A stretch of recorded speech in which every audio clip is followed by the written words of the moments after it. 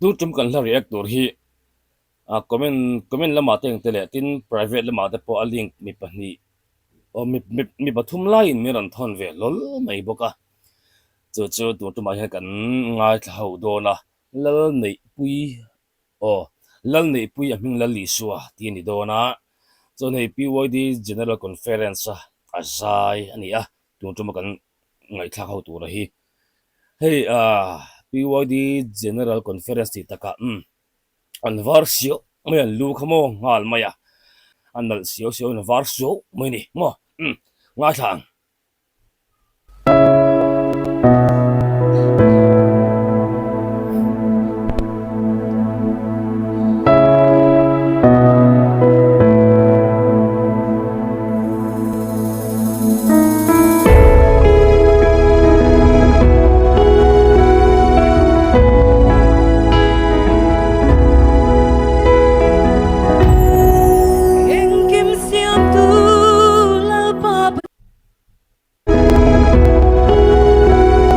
ai min lawa kan bek lo kan ikha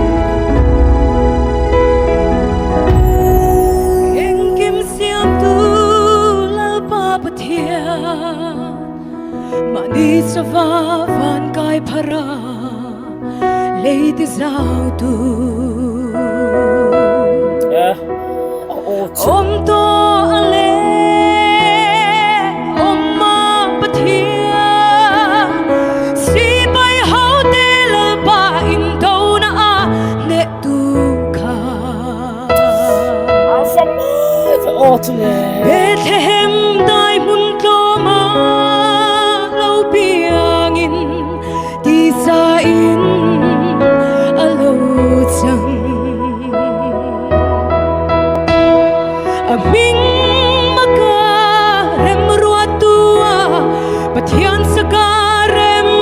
nalal lali swahi ani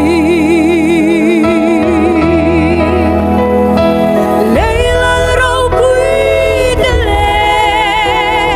amami tengeng antu lafa sira antolu falal riang vai kha lunga na bunne lovin ma sila Kay kadam na le kalom na ber ani Hallelujah below take low Hallelujah Amen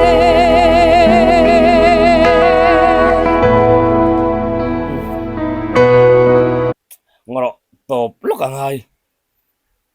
min van barak khai min van surprise siang vele a ka chong tu hua thu lo ni lo sela UPC nula zai thiam te me te ang I an zai dan hemi akal mang tlang pui nge ni an thlep no kan tiang chi te mo khating chi kha ni do thu tu tum hi khatiang ang kha a hoi mi lo he nu hi a fan zai thiam ve a zai ngai no ma tin a hla kha a moi le UPC hla ni om lo ni han te me te ang UPC e hla kalmang do chu om ve do thin khamo khalam kha a hoi mi ulo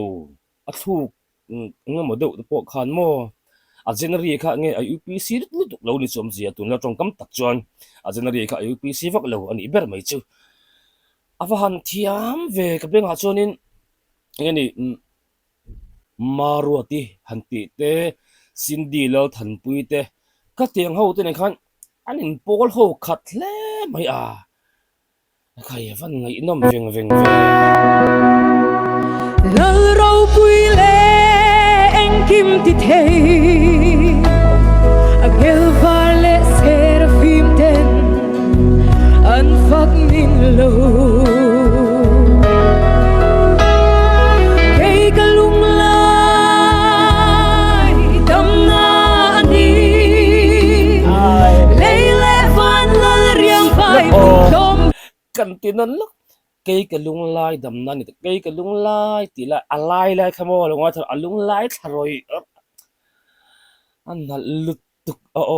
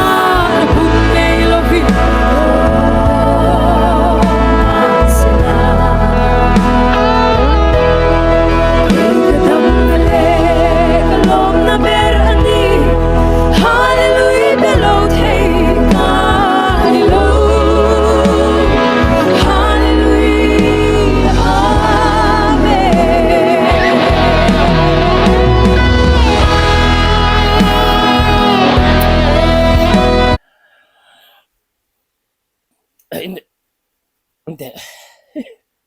za thak zo kan ka hre kamur theini amole ava han samoi azai thiam asak moi ba ka ava han sanung ve Hallelujah pelo thei kan ni lo ti mo hallelujah ka pek pui lo thei lo ke pon amen hallelujah avan ro pui tak hetiang pathian mi tena stay sa life nge me an zai hi lam ka mu chak thin ke chuan music video an zai hi chumo alem to ti mai te ang atak tak chuni na in a real lo lu tuk to lem changa khate video shoot khanin ulak to thina life an zai nge hian min ne bi ka angai nom ga ta mu nom ka ti bik thin ni ke ma chon mo hei hi life an zai ka ngai hlu le zol bik thin ke chuan tumni po kha lal ne pui mo kha oh sorry lal nei pui iwan samoy han ti dan va ka siam lo ka chi patang hin aran lut tharai ya mo ka ko chunga tla nok ni ber hian ka sia wa han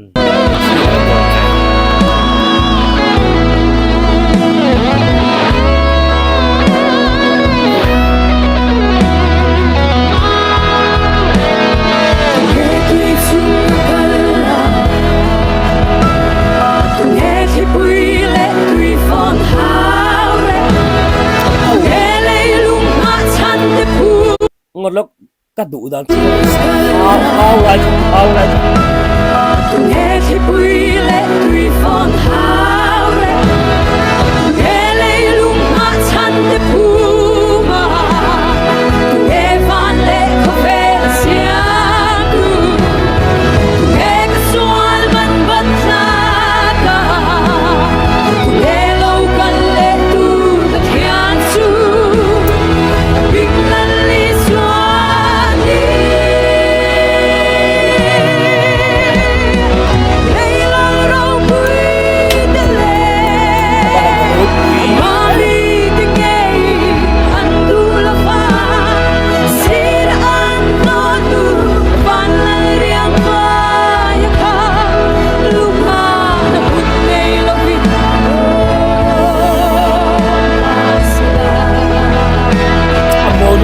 YouTube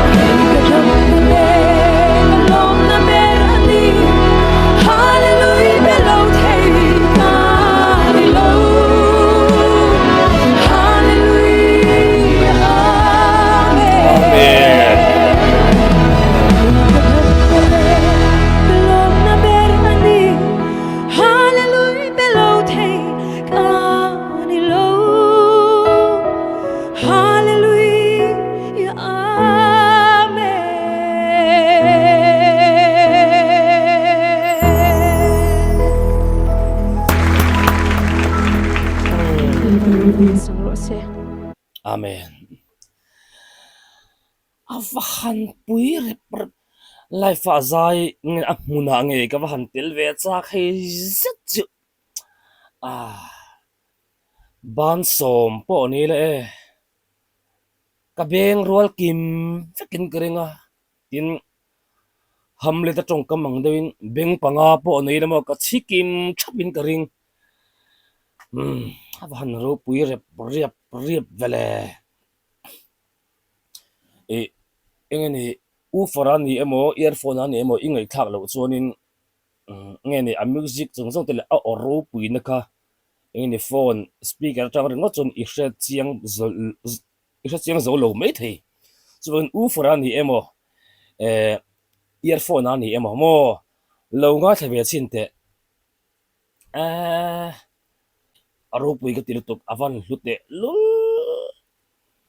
mizo zai mei che zai thiam ho rang hi ama hen an fok khom nin ka ria san chu asak hun le asak ro puilat na tur hun zong te a opek annal simar chu pakhat lek a top laya engeni a vibrator kan ti chin a trok lai kan ti khamo life a chon tlema ngeni ti hlo lek kha lekin ka ria abak chu abahan thiam tak van ngai nom tak hetiang january hi hetiang taka sa thiam upi sinula kawan chuang tak che a ming la li suwa mo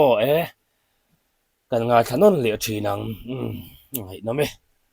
aro pui pathian in mal lo som ze aro se